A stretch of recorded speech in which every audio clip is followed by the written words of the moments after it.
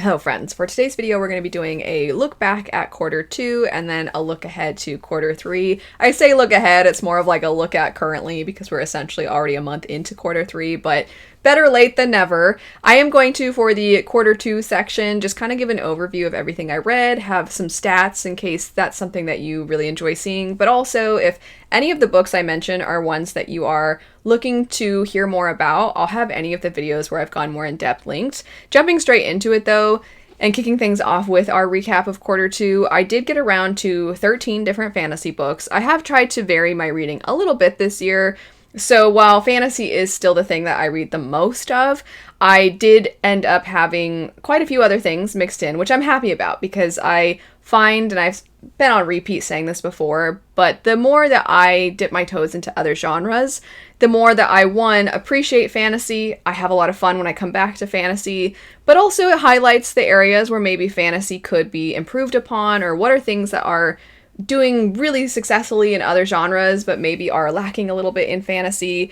And also I think that this helps inform my view of whenever we have these genre benders, because we are getting a lot more of those as of late, and that's beautiful to see and really cool. I like when we kind of blur the lines a little bit, because to me that only enhances each of the genres. But regardless, the 13 fantasy books that I got around to within this last quarter, we have 9 Goblins, An Edge Sharp Enough, which was an arc, so we'll be talking about this one probably closer to when it actually gets released.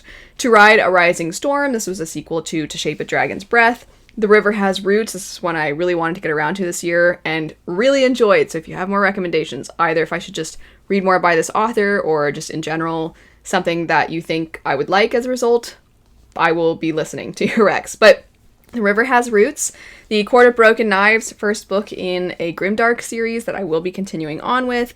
The Phoenix King, this one was a sci-fantasy, and I also plan to continue on with this one. Wolfworm by T. Kingfisher, greatly enjoyed that one. Daughter of the Forest, loved that one. Currently reading the second in the series. I loved it so much.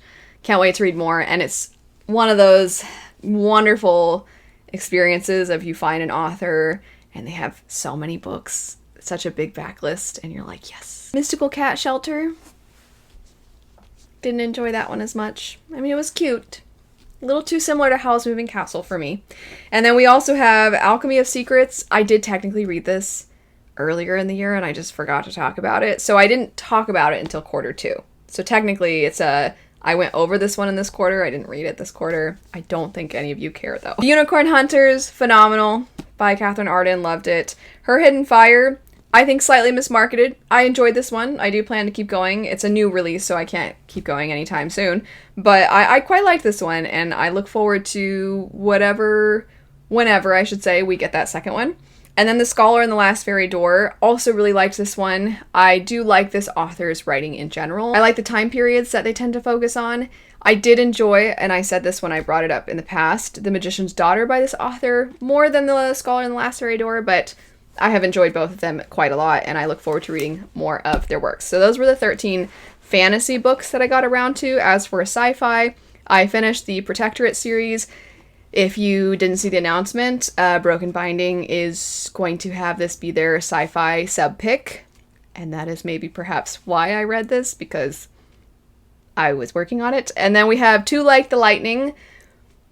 This one was really different, and I look forward to continuing on. I've heard that the first one is the weakest entry in the series. I'll find out for myself. I just recently actually stopped by my local bookstore, and I found the second one there on sale, and I had store credit. So I was like, oh, okay, great. So I plan to keep going with that series, and the ideas are really interesting. I want to see how they build. And then, Left Hand of Darkness by Ursula K. Le Guin. When I've talked about this one a lot, I mentioned it as a favorites, within my favorites for the quarter, as far as, because I do separate new fantasy releases and then backlist and other genres. So in my backlist and other genres, this was a favorite. I did a whole in-depth discussion with my husband over on Patreon. I have a few different videos I've done on Patreon, so if you're interested in those, we go way more in-depth and spoiler-filled.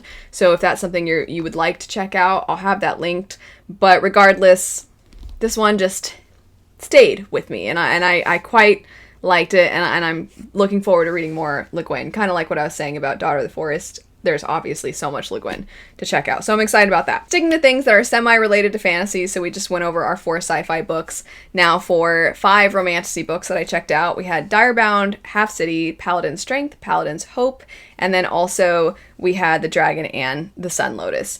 None of these necessarily were reinventing the wheel or were things I fell head over heels in love with. They were fun, though, and I would continue on. From there, I picked up one thriller mystery that would be The Ending Writes Itself.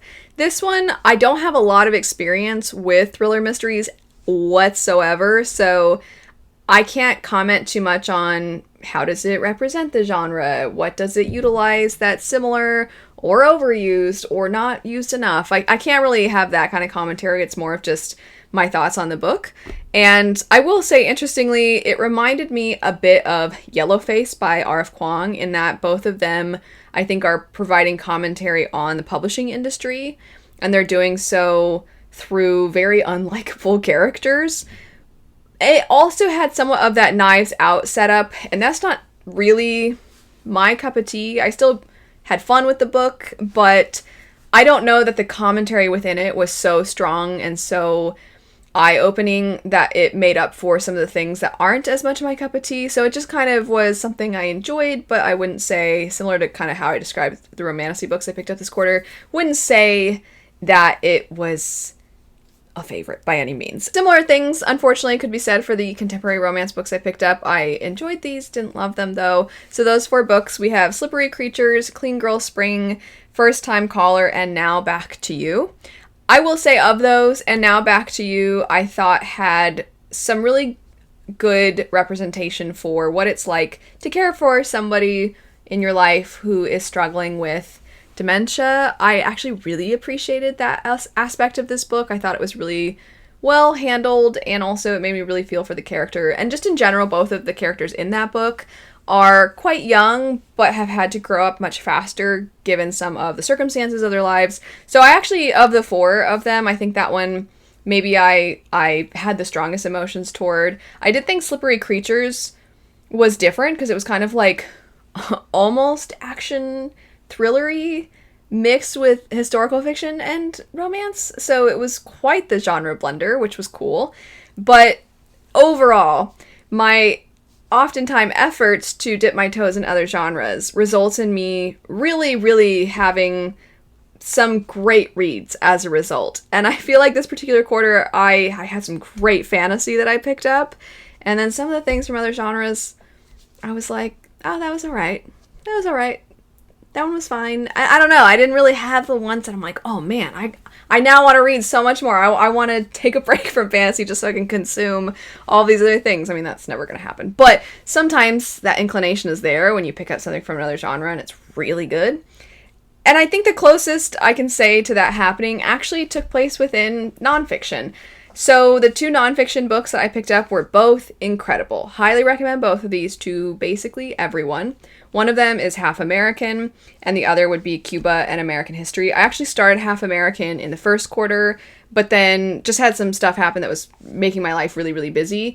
And it was the kind of book that's, first off, a book that I buddy read with my husband, and we did an in-depth discussion for on Patreon. So I especially didn't want to not be focused and locked into. But also the information's very, very important, and it wasn't something that I wanted to be distracted when I was reading it or have other things going on that didn't allow for me to really sink my teeth into it.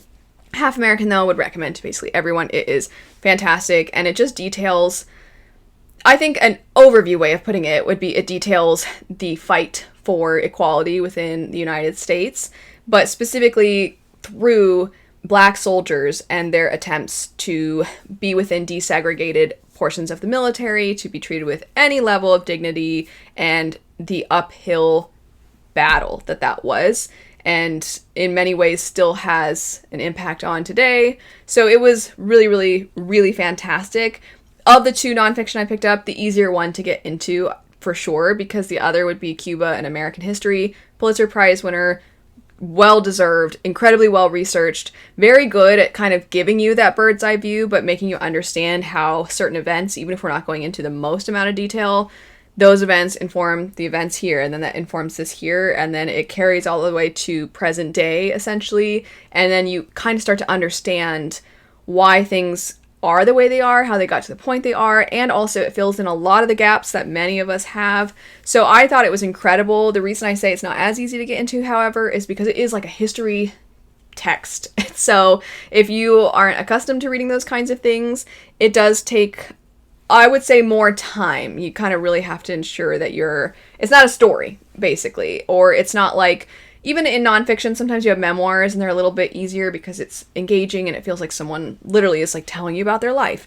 And that's not quite what this is. So it takes a little bit more time, but absolutely worth it. And then as a result of reading these 2 books, when I recently stopped by my local bookstore, because I had store credit and because everything is always so inexpensive there, I was just like, what about this nonfiction? What about this nonfiction? So if suddenly in quarter 3, I'm reading way more nonfiction, it's because of these 2 books. And I've wanted to read more nonfiction anyway, but I just really, really found that those were fantastic. Anyway, I also read some manga.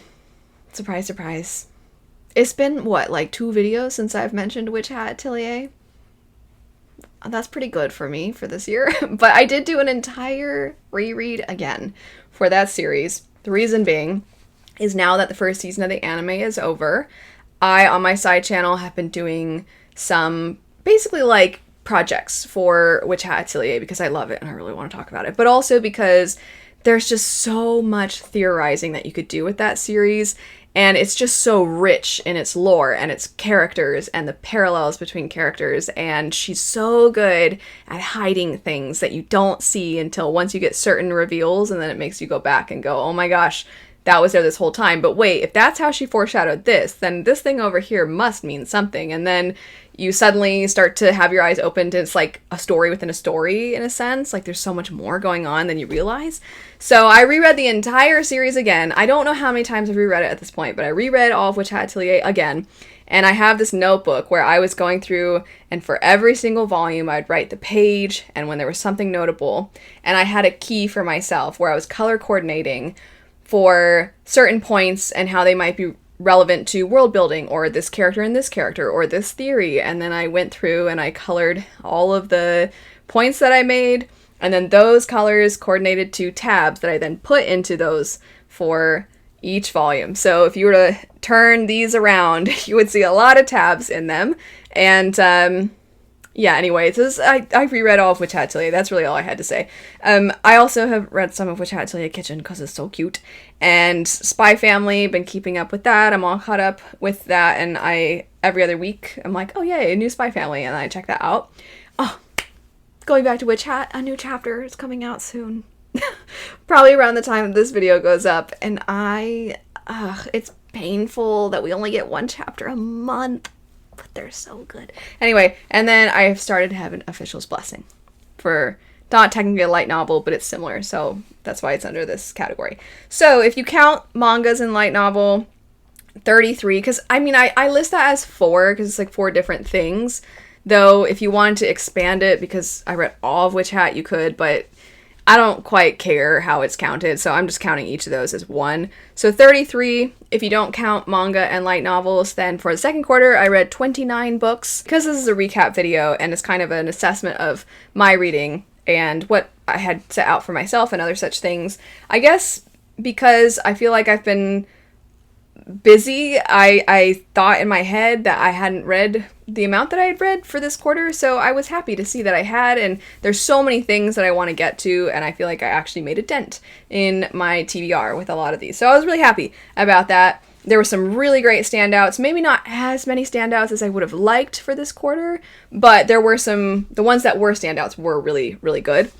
Looking ahead to quarter 3, so in my quarter 1 to quarter 2 video, I had a couple of new releases that I really wanted to prioritize. I decided that I wanted to push these back more around the fall because I just felt like they seemed a little bit more fitting. So for example, the sequel Steel Gods by Richard Swan, this one just seemed like it would be better suited for sometime around September or October. And the Book of Fallen Leaves, I actually started this one and I thought, you know what, I want to push this back, I want to start it later. And it just seemed like it would be something that the atmosphere and the world building and everything, it just would feel really fitting for that time of year. So a little goofy, because I know if you're not a mood reader, then who cares? But I did push those ones back, so those are still on the list for this quarter. I also have a lot of series that I wanted to either continue or complete, and then there were some self-published books that I really wanted to get around to this year, and I haven't yet.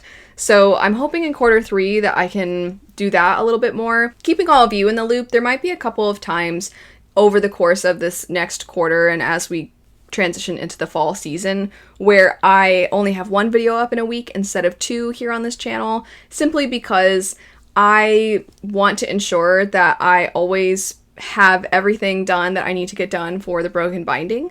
And if that means maybe I have to miss an upload here and there on this channel, then that's what's going to happen. However, hopefully that won't happen because filming is much easier in the fall season. I've said this many times, but in the summer it's so hot and I have to turn my air conditioning off in my house because otherwise it just creates this super loud buzzing. I tried a couple of videos with the air conditioning on and thought maybe I can just do some kind of noise cancellation thing, and the audio was awful. So I don't want to have you have to deal with bad audio. I would rather just, if I have to skip a video here and there, then that's what I have to do. But in the summer, the problem is that I have a limited window of time to film within, so it can make it kind of tricky here and there when something comes up or if there's an emergency or anything like that and it disrupts that time, then I'm not always able to film. But in the fall, that's less of a thing, so I hopefully won't have issues as the weather cools off. But I still want to give you the heads up that if I have a ton of reading I need to get done, or if there's just something very pressing that needs my attention for Broken Binding, then if you don't see a video here, it could be because of that. It could be because of something else related to life. But hopefully we will be able to continue our 2 videos a week on this channel and roughly 1 to 2 over on my side channel. And if you're new and you don't know, my side channel is kind of like any other story I feel like talking about that's maybe not as book-centric. So if there's a video game I want to talk about, an anime, a manga, a show, if there's anything like that and I want to do analysis and deep dives, that's what I'll do over there. But I'll have that linked if you've any interest in it. I am hoping to have a few more buddy read deep dives with my husband over on my Patreon, so if you're interested in those, be on the lookout. We do try to alternate who picks, and then we've been trying to do a mix of fiction and nonfiction and also things from other genres, so it has a lot of variety to it, which is great. Even among the nonfiction, we've been trying to branch out and do different subjects or different styles of nonfiction. So if you like that idea, we will be continuing with those. I'm hoping to do more reading sprints over on Patreon and maybe the occasional reading sprint here as well. I kind of had to take a backseat from doing those a little bit as my injury was healing. I'm sure most of you saw, but I did have an injury not so long ago that affected talking and eating, and I had to go to the dentist many a time. So the injury is basically all done, which is great, but it did kind of make things a little hectic for a while, so hopefully I can pick back up with sprints. Maybe they'll be on this channel, maybe they'll be on my side channel. Sometimes they're patron exclusives as a perk to patrons, but I am hoping to do more sprints as we get into quarter 3 and quarter 4. But that about sums everything up. If you have any recommendations based off the things I talked about, if you have any of your own reading goals that you wanted to mention and talk about how those have been going for you, I would love to know. Anyway, thanks so much for watching. I hope you have a great rest of your day, and I'll see you later. Bye.